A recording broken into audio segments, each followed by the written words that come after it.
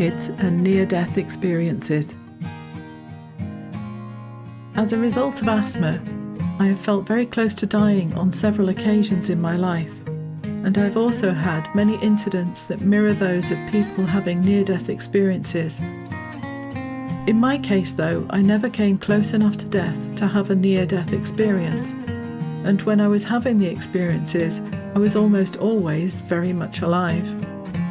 I had the flu when one experience happened, but to the best of my knowledge, I wasn't ill enough for that to have played a part in what happened. On that occasion, I had a vibrant vision of what I felt was heaven, and part of it was in a garden, where I saw the most incredible flower, unlike anything I'd seen before. The flower was a couple of feet wide, and its petals like velvet. There was a droplet of water on the tongue of the flower that seemed like a cross between water and mercury, swirling silver on its surface, like the colours swirl when petrol, gasoline, spills on a wet surface. Its sweet scent was heady and intense. After the vision ended, I tried to draw the flower I'd seen.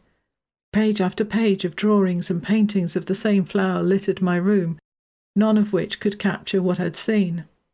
I expect my mother might have questioned whether I was losing my mind at this point, but she never said as such. I still had no idea what this flower was that I'd seen, and so I set about scouring the pages of the encyclopaedia set my dad had bought, in the hope that we would read all its volumes. I had never done so before now, because the text was tiny, the pictures were few, the writing was dull, and I would get bored of it very quickly. This time I couldn't get enough of the flower section. Trawling through hundreds of flowers, I came across the orchids section, instantly recognizing that the flower I'd seen in my vision was an orchid. Comparing my drawings to the encyclopaedia illustrations, it had the features of all of them, and yet was unlike any of them in size, vibrancy, and the texture of the petals.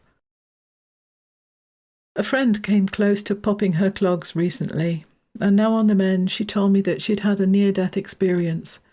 She found it hard to describe, but used adjectives like immense peace, pure, divine, glorious, infinite, unconditional love, kindness, joy.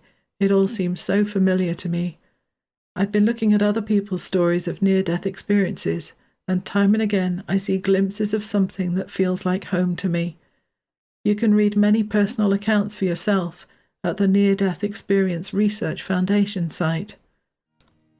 Not everyone has a reassuring near-death experience. A family member experienced just being in a room when hers happened. No love, no people, nothing. Only a bare room, until doctors managed to resuscitate her. I have no idea why this is. Many people think they know why, but the more I found out, the less I think I know.